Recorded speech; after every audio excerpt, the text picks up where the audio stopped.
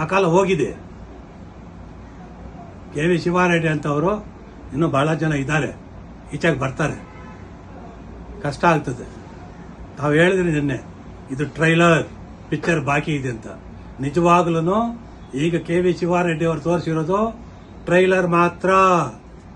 ಇನ್ನು ಅವರು ಮಿಕ್ಕಿದವರು ರಮೇಶ್ ಕುಮಾರ್ ಅವರ ಪಿಕ್ಚರು, ಆ ತಾಲೂಕಿಗೆ ಮಾಡಿರ್ತಕ್ಕಂಥ ಸೇವೆಗಳು ಬಹಳಷ್ಟು ಇದಾವೆ.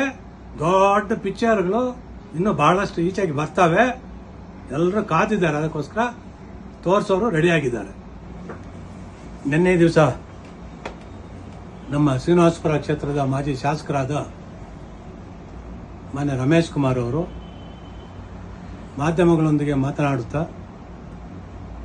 ಜಿನಗಲಕುಂಟೆ ಅರಣ್ಯ ವಲಯ ಬಸವಗುಡ್ಡೆ ಸರ್ವೆ ನಂಬರ್ 1 ಮತ್ತು 2ರ ಅರಣ್ಯ ಒತ್ತುವರಿ ವಿಚಾರಕ್ಕೆ ಸಂಬಂಧಿಸಿದಂಗೆ ಕೆ.ವಿ. ಶಿವಾರೆಡ್ಡಿ ಅವರು ಹೈಕೋರ್ಟ್ನಲ್ಲಿ ದಾಖಲಿಸಿದಂಥ ರಿಟ್ ಪಿಟಿಷನ್ ಅನ್ನು ವಜಾಗೊಳಿಸಿ ನನ್ನನ್ನು ದೋಷಮುಕ್ತರನ್ನಾಗಿ ಮಾಡಿದ್ದಾರೆ ಅಂತ ಹೇಳಿದರು. ಅದು ಸತ್ಯಕ್ಕೆ ದೂರವಾದದ್ದು. ಯಾಕೆಂತಂದ್ರೆ ಸಾಯಂಕಾಲದಷ್ಟೊತ್ತಿಗೆ ನಿನ್ನೆ ನಡೆದಂಥ ನ್ಯಾಯಾಲಯದ ಪ್ರೊಸೀಡಿಂಗ್ಸ್ ಏನಿದೆ ಅದರ ವಿಡಿಯೋ ಕ್ಲಿಪ್ ಮಾಧ್ಯಮಗಳ ಮುಂದೆ, ಸಾರ್ವಜನಿಕ ವಲಯದಲ್ಲಿ, ಸೋಷಿಯಲ್ ಮೀಡಿಯಾದಲ್ಲಿ ಬಹಳಷ್ಟು ವ್ಯಾಪಕವಾಗಿ ಎಲ್ಲರಿಗೂ ಗೊತ್ತಾಗಿದೆ. ವಿಷಯ ಏನಂತ ಎಲ್ಲರಿಗೂ ಗೊತ್ತಾಗಿದೆ. ನಮ್ಮ ಸಂವಿಧಾನ ತಜ್ಞರಾದಂಥ ರಮೇಶ್ ಕುಮಾರ್ ಅವರು ಯಾವ ಕಾರಣಕ್ಕೆ ಹೈಕೋರ್ಟ್ನಲ್ಲಿ ನಡೆದಂಥ ವಿಚಾರವನ್ನು ತಿರುಗಿಸಿ ಅವರನ್ನು ದೋಷಮುಕ್ತರನ್ನಾಗಿ ಮಾಡಿದ್ದಾರೆ ಅಂತ ಹೇಳಿದ್ರು ಗೊತ್ತಿಲ್ಲ. ಈ ಥರ ಹೇಳೋದ್ರಿಂದ ಅವರ ಅರಣ್ಯ ಒತ್ತುವರಿ ಅಂತ ಹೇಳುವಂಥ ಜಮೀನು ಅವರಿಗೆ ಉಳಿಯುತ್ತೆ ಅಂತ ಹೇಳೋದಾದ್ರೆ ಇದಕ್ಕಿಂತಲೂ ದಡ್ಡತನ ಇನ್ಯಾವುದೂ ಇರೋದಿಲ್ಲ. ಒಂದು ವೇಳೆ ರಮೇಶ್ ಕುಮಾರ್ ಅವರಿಗೆ ಮೊನ್ನೆ ಹೈಕೋರ್ಟ್ನಲ್ಲಿ ದೋಷಮುಕ್ತರ ಅಂತ ಅವರನ್ನು ಹೇಳಿದ್ರೆ, ಈ ದಿನ ಅದೇ ಹೈಕೋರ್ಟ್ನಲ್ಲಿ ಅದೇ ನ್ಯಾಯಪೀಠದ ಮುಂದೆ ಮೊನ್ನೆ ರಮೇಶ್ ಕುಮಾರ್ ಅವರು ಒಂದು ರಿಟ್ ಅನ್ನ ದಾಖಲಿಸ್ತಾರೆ. Writ number 6613/2025. ಏನಕ್ಕೆ ಬಂದರು ಮತ್ತೆ?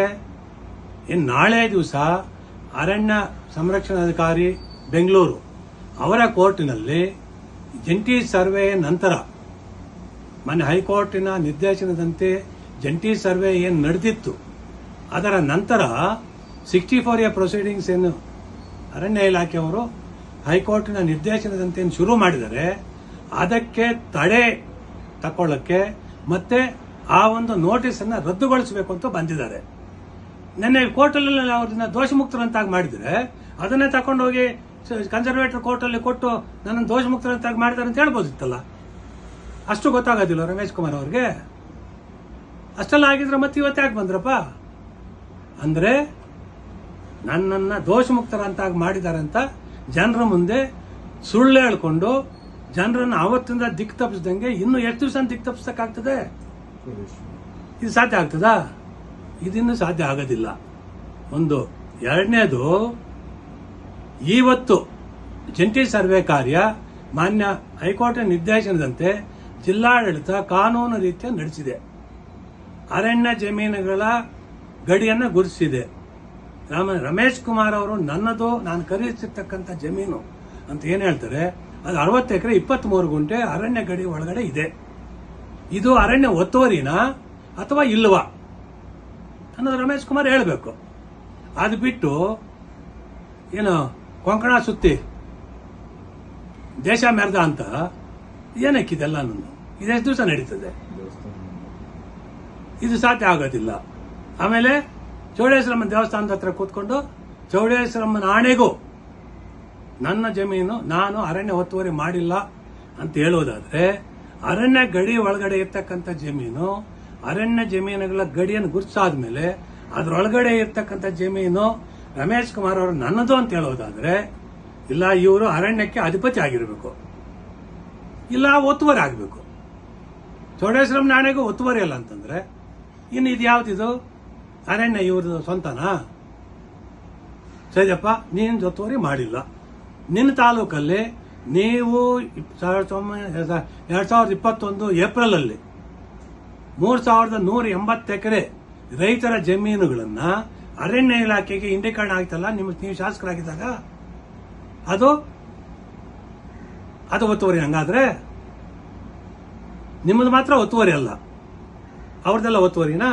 ಈಗ 2000 ಎಕರೆಗೆ ಮೇಲೆ ಅರಣ್ಯ ಜಮೀನು ಅಂತ ಅವ್ರನ್ನ ಒಕ್ಕಲೆಬ್ಬಿಸಿದ್ರಲ್ಲ, ಅವ್ರ ಬೆಳೆ, ಅವ್ರ ಬದುಕು, ಅವ್ರ ಮನೆ ಮಠ ಎಲ್ಲ ಕಿತ್ತು ಹೊರಗಡೆಗೆ ಹಾಕಿದ್ರಲ್ಲ, ಅದು ನಿನ್ನ ಲೆಕ್ಕದಲ್ಲಿ ಒತ್ತುವರಿ. ಹಂಗಾದ್ರೆ ಅದು ಒತ್ತುವರಿ. ಇದು ಕಾನೂನು ರೀತ್ಯ ಏನು ಇವತ್ತು ಗುರುತಿಸಿದ್ದಾರೆ ಕೋರ್ಟ್ ನಿರ್ದೇಶನದಂತೆ, ಅದು ಒತ್ತುವರಿ ಅಲ್ಲ. ನಿನ್ ಸುತ್ತ ಕೂತಿದ್ರಲ್ಲ ಜನ, ಅವ್ರು ನಿನ್ನ ಬಗ್ಗೆ ಏನ್ ಹೇಳ್ತಾರೆ ಅಂತ, ಏನ್ ಅಂದ್ಕೋತಾರೆ ಅಂತ ಅನ್ಸ್ಲಿಲ್ವಾ? ನೀನೇನೋ ದೊಡ್ಡ ಮನುಷ್ಯ ಅಂತ ಹೇಳ್ಬಿಟ್ಟು ನಿನ್ ಸುತ್ತ ಕೂತ್ಕೊಂಡು ಅವರು ಚಪ್ಪಾಳೆ ತಡ್ತಾರೆ. ಮನ್ಸಲ್ಲಿ ಏನನ್ಕೋತಿರ್ತಾರೆ ಅದನ್ನು ಸ್ವಲ್ಪ ಯೋಚನೆ ಮಾಡಬೇಕು.